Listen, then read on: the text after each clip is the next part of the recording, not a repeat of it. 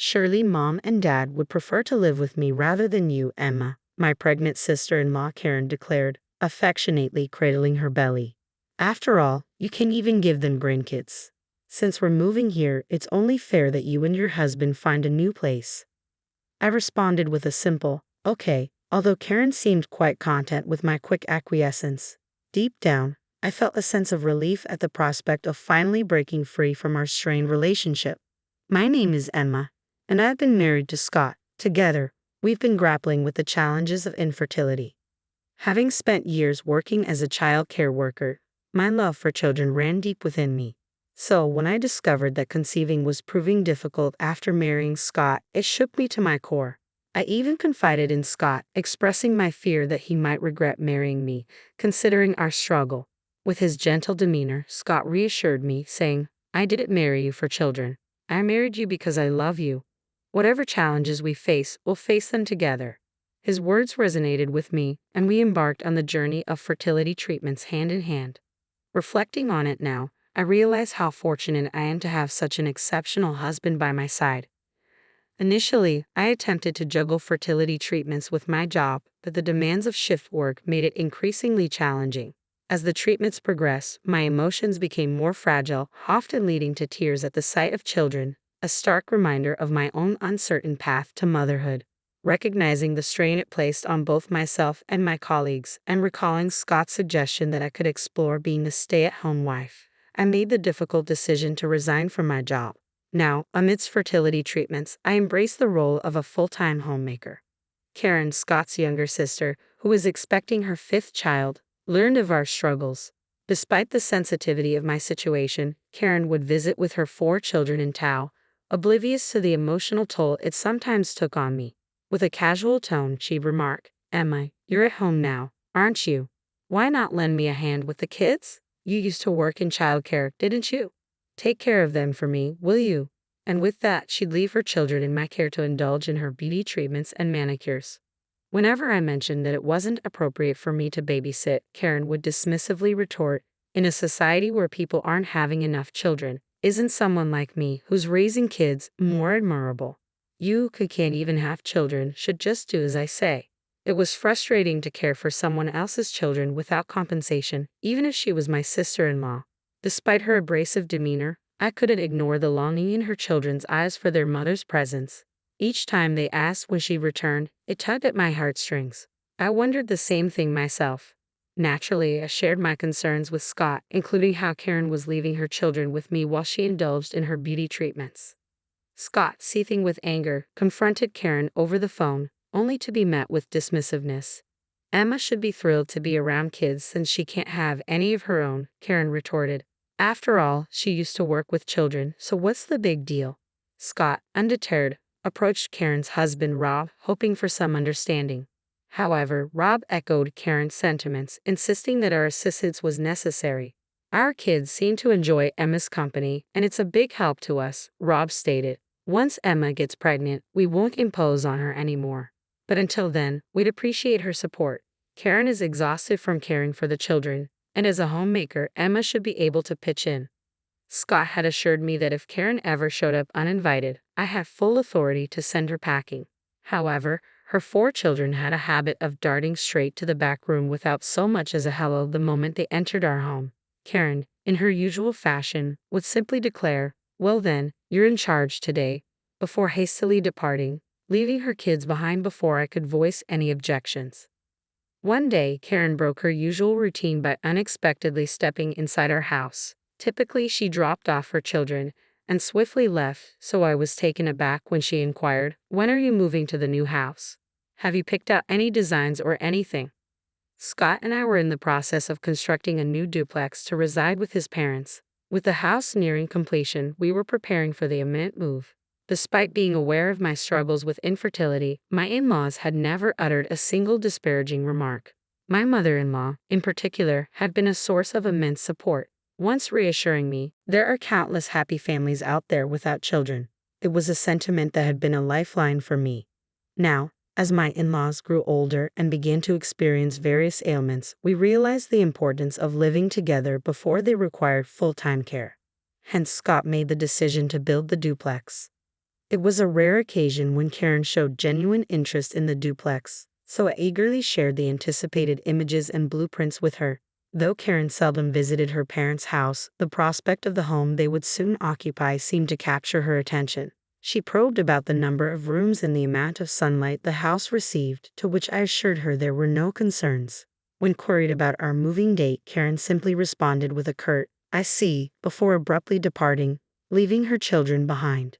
A sense of unease lingered within me, but at the time, I brushed it off.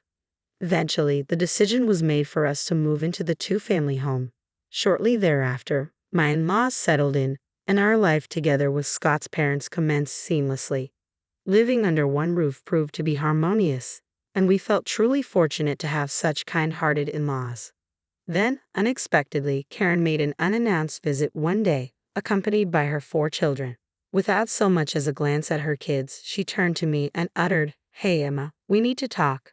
As my in-laws, who hadn't seen their grandchildren in quite some time, were being overwhelmed with attention, I found myself abruptly escorted out to the hallway.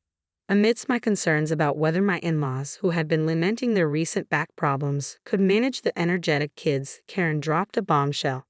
"Hey, why would you and Scott vacate this house?" I was caught off guard by her unexpected words, but Karen forged ahead, seemingly unconcerned with my reaction. "Undoubtedly, Mom and Dad would prefer to reside with me rather than with you, incapable of granting them grandchildren. After all, I'm their true daughter, bound by blood," Karen declared haughtily, her hand caressing her burgeoning belly. It was evident that Karen's scheme involved moving in with my in-laws and relying on them for childcare. "See how thrilled Mom and Dad are to dote on their grandchildren," Karen remarked, gesturing towards my struggling in-laws who were attempting to manage their lively brood of grandkids. Despite my futile attempts to reason with Karen, her determination remained unyielding. Each passing moment only fueled my simmering resentment towards her for ridiculing my infertility and imposing her children on my compassionate in-laws. After much contemplation, a solution dawned on me, and with a resigned nod, I uttered, "Fine, we'll find another place." Karen eagerly set the timeline for our departure and their subsequent occupancy, leaving her children behind once more.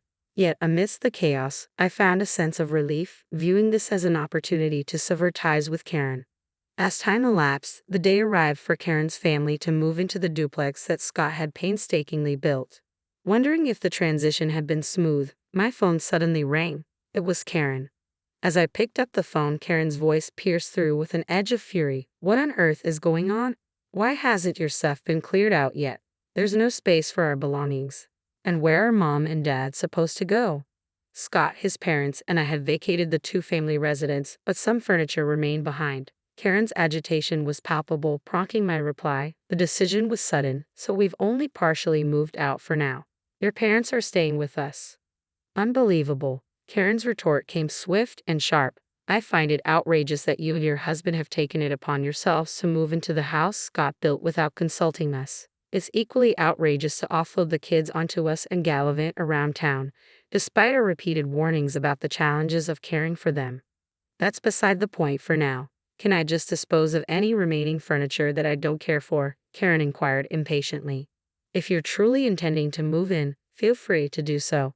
But are you absolutely certain about this?" I questioned, a hint of skepticism lacing my words. "What do you mean?" Karen snapped irritably. It was then that I dropped the bombshell. "Can you and your husband manage the mortgage for that house? It's a substantial investment, given it's a two-family home." By that juncture, I had already spun a web of lies. Even my apparent agreement to their moving in was fabricated. There was no way I could entertain Karen's notion of seizing control over the duplex that my husband Scott had painstakingly constructed. It's only natural that the furniture remains, considering Scott, his parents, and I are currently enjoying a vacation at Yellowstone National Park. In reality, the house had been entirely paid for with the combined savings of Scott, myself, and his parents. There was no mortgage to speak of, but the fabrication served its purpose in rattling Karen. Scott and his parents were in on the plan. When Karen demanded to speak with Scott, he adopted a mischievous grin and echoed my deception, claiming there was still a mortgage. Upon hearing this over the phone, Karen reportedly broke down in tears, unable to fathom the financial strain. She ultimately chose to retreat to her previous residence with her husband, Rob, and their children, after Scott assured her she could still withdraw and that we were also returning home. Upon our return home, narrowly averting Karen's attempted takeover, she wasted no time in launching into a tirade. You never disclosed there was still a mortgage. Why keep us in the dark? Karen's voice reverberated with anger as she directed her accusations at us. With a nonchalant shrug, I retorted, because you never inquired, causing Karen's face to flush an even deeper shade of red. The children were thrilled at the thought of this becoming our home. You've shattered their dreams as well. Maybe your inability to conceive is punishment for your negligence. You owe it to them to properly care for the kids. Even if it's just playing with them, it's better than doing nothing. Karen's words stung with venom. Listening to Karen's venomous tirade, my typically reserved mother-in-law rose from her seat and delivered a resounding slap across Karen's cheek. Taken aback by my typically serene mother-in-law's unexpected outburst, she turned her attention to Karen with a cutting edge in her tone. You can't even handle the simple task of playing with the kids? Were you planning to move into this duplex just to unload your childcare responsibilities onto us? I was willing to lend a hand if you were struggling to raise your children alone, but who would want to assist a daughter who shirks her parenting duties and acts entitled? Leave this house immediately and never return. A note of desperation crept into Karen's voice as she protested, Aren't you on my side, Mom? I'm your real daughter, aren't I? In response to Karen's tearful plea, my usually reserved father-in-law found his tone heavy with disappointment. It's precisely because you're a real daughter that your behavior is so disgraceful. I feel remorseful for raising such a self-centered daughter. Scott has informed me of your cruel remarks towards Emma regarding her struggles with infertility. That's an unforgivable act. Karen's glare intensified towards me, but I couldn't help but feel a twinge of pity for her, knowing she would be facing her struggles alone from now on. With a solemn expression, I opened the front door for her. As both your mother and father have stated, it's time for you to leave. I won't be assisting with childcare any longer, so please take responsibility for your own.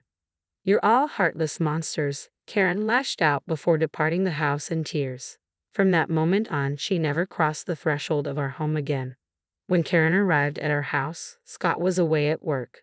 Later, he received a call from her, but her words were barely intelligible through her uncontrollable sobs. It became apparent that her family was facing dire financial troubles. Karen had been indulging in beauty treatments and manicures, while Rob had been squandering money on lottery tickets. With their savings dwindling, Karen saw moving into the duplex Scott had built as a solution to avoid paying rent and utilities. When she turned to Scott, who earned significantly more than the average income, for financial assistance, he couldn't overlook her past mockery of my infertility. Scott advised Karen to cut back on beauty treatments and lottery tickets as a solution, but she tearfully refused. He couldn't bring himself to financially assist such an arrogant individual, even if she was his blood relative. As their financial situation worsened, Rob had to resort to taking a second job to cover their expenses after exhausting their funds on lottery tickets. Similarly, Karen had to forgo her regular beauty treatments due to a lack of funds. Once polished and composed, Karen was now almost unrecognizable after months of financial strain. It was only when Scott pointed her out that I realized it was indeed Karen. Yet, despite Karen's challenges, her children remained vibrant and content in her care, which was a relief. And then, a miraculous twist occurred. I discovered that I was pregnant with twins. However, even amidst the joyous news, tears welled in my eyes when the doctor confirmed it. Scott, by my side, also shed tears of happiness as we shared in the overwhelming emotion. My in-laws were equally ecstatic, finally seeing the realization of our long-held dream for a child. Though I hadn't voiced it to Scott, I couldn't help but wonder if the release from the stress caused by Karen had played a part in my pregnancy. Reflecting on the unwavering support of Scott and my in-laws, who chose to stand by me rather than Karen, fills me with immense gratitude. It's because of their unwavering support that I've been blessed with two precious lives. Now, all I can do is hope fervently that the babies growing within me will be born healthy.